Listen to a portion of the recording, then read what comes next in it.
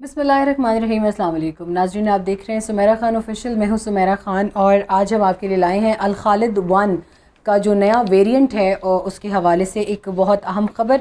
अल खालिद 1 जो टैंक है इसका जो अपडेटेड मॉडर्न वर्जन है उसने अभी रिसेंटली बहावलपुर में जो मिलिट्री एक्सरसाइजेज हो रही थी उन एक्सरसाइजेज को नाम दिया गया था ज़रबे हदीद। इससे पहले आपने मिलता जुलता एक नाम सुना होगा, जिदारुल हदीद। जिदारुल हदीद के हवाले से आपको बताएं कि वो थर के सहरा में मुनक्किद की गई थी और पाकिस्तान आर्मी जो है उसके अंदर अपनी मुख्तलिफ टैक्टिक्स, कॉम्बैट टैक्टिक्स जो है उसको मज़ीद निखारने की कोशिश करती हैं। और पीस टाइम में ये इन मशकों के जारी रखने का सबसे बड़ा मकसद ये होता है कि खुदा न खास्ता अगर जंग मुसल्लत की जाती है तो उसको किस तरीके से उसका मुकाबला किया जाएगा। ऑल्दो कि अब जंगों का वो एक कन्वेंशनल स्टाइल जो है उसकी इतनी उम्मीद नहीं है, मगर जिस तरह से हम देख रहे हैं कि हमारे हमसाया मुल्क की जानिब से फॉल्स फ्लैग ऑपरेशन और उसके बाद एक सो कॉल्ड सर्जिकल स्ट्राइक्स की बातें की जाती हैं, तो ऐसे हालात में मिलिट्री जो है वो अपने आप को हरदम तैयार रखने की भरपूर कोशिशों में है।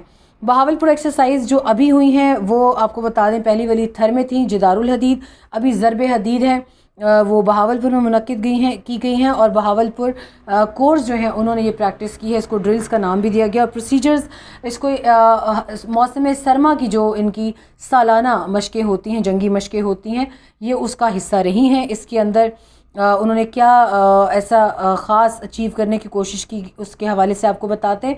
सबसे पहली अचीवमेंट उसमें ये थी कि अल खालिद टैंक जो शोहरे आफाक पाकिस्तान का इंडिजिनसली बनाया हुआ बैटल टैंक है उसको उसका वेरिएंट जो है अल खालिद 1 का नया वेरिएंट जो है उसको आजमाया गया, उसको देखा गया जंगी एक माहौल में ला कर के मुकम्मल तौर पर सहरा में और मैदानी इलाकों में अगर जंग का कोई अहवाल बनता है या कोई उसके हवाले से कोई मुमकिनात होती हैं तो उसमें ये टैंक अपनी कारकर्दगी कैसे दिखाएगा।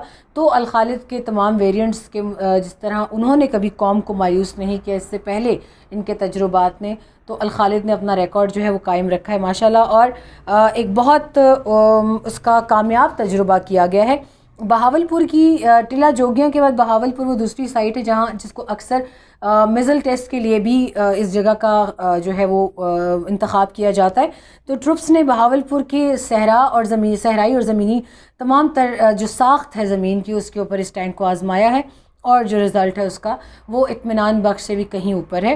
तो इसकी जो ट्रेनिंग जो है ऑफ द रिकॉर्ड हमें उसके नाम बताए गए हैं, कौन कौन सी शख्सियात गई थी देखने, मगर वो कोट नहीं की जा सकती ऑनलाइन या किसी सोशल मीडिया प्लेटफॉर्म पे, तो वो मैं इंफॉर्मेशन शायद ना दे पाऊँ आपको।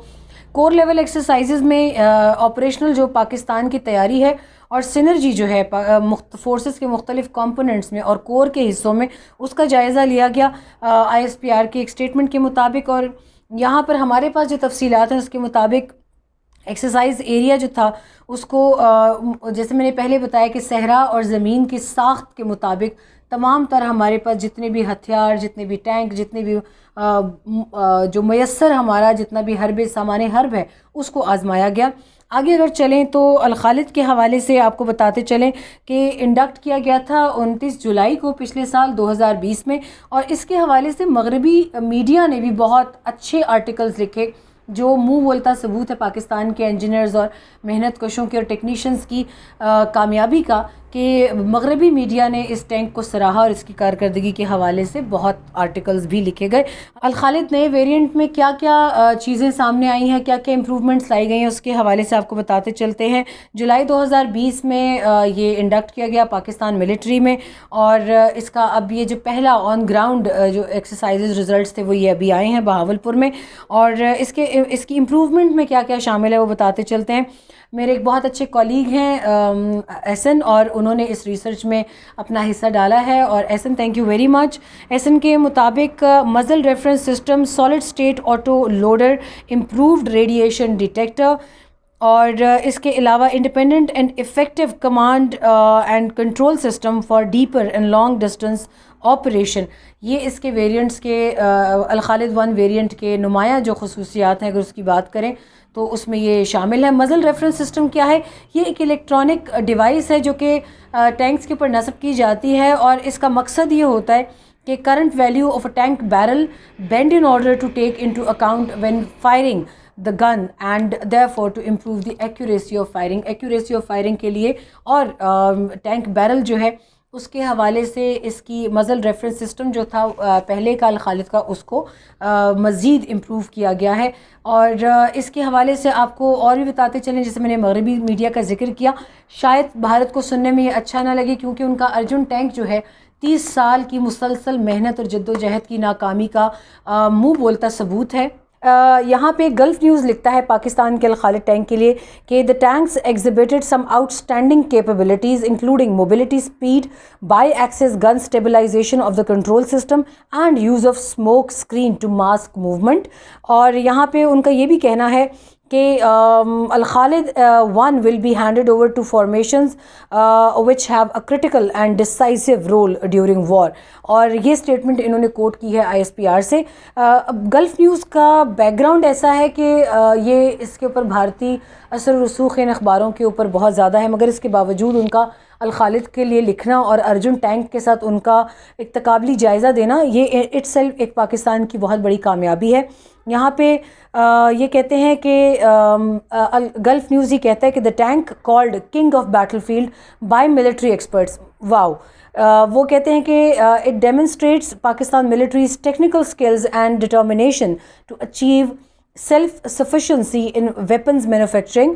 اور یہاں پہ انہوں نے جنرل باجوہ کے ایک اسٹیٹمنٹ کا بھی ذکر کرتے ہیں کہ جب وہ ہیوی میکینیکل کمپلیکس ٹیکسلا اس کی سیریمنی میں گئے تھے، جب یہ ہینڈ اوور کیا گیا تھا، تو انہوں نے یہاں پہ جنرل باجوہ نے اپریشیٹ کیا تھا ایفرٹس HIT کی، ہیوی جو ہے کمپلیکس ٹیکسلا کی اگر بات کی جائے تو انہوں نے یہ کہا تھا کہ towards the attainment of self Reliance and manufacturing of world class indigenous defence products, یہ پاکستان کی ایک بہت بڑی کامیابی ہے.